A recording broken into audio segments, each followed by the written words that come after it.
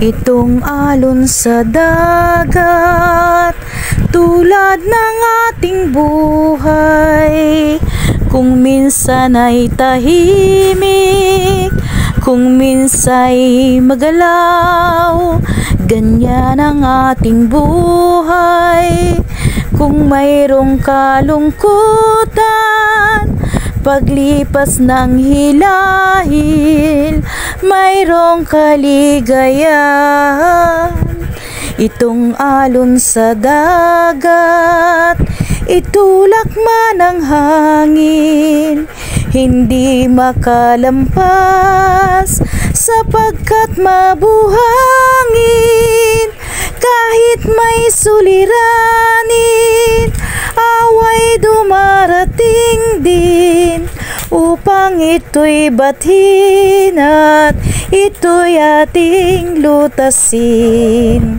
Itong alon sa dagat, tinig na tumatawag habang naghahayuma o namamalakaya.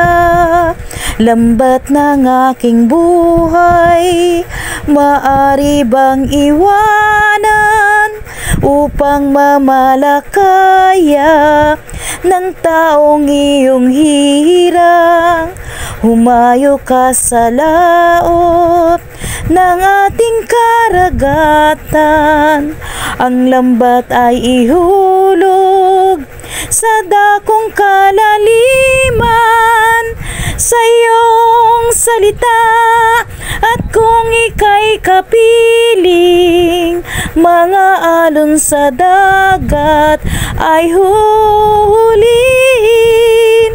Itong alon sa dagat, tulad ng ating buhay. Kaya ito ang munti ko pong mensahe. Kaya bago manghusga, pag-isipan mo muna. Huwag pabigla-bigla, baka ikaw man din ang mapahiya. Mga kapitbahay na sadyang pinag-uusapan ka, buti pa sila at nababaliwala mo kahit ano pa ang sabihin nila. Pero yung taong malapit sa'yo ay hinuhusgahan nyo, na nang dahil lang sa kausap ay taong kalaban nyo.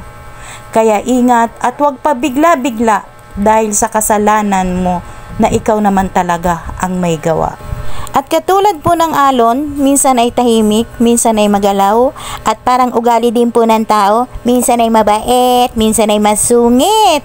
O ayan, ganyan po ang nangyari kanina. Kanina pong umaga, ang ganda ng sikat ng araw. Ngayon, ang lakas-lakas naman po talaga naman ng ulan.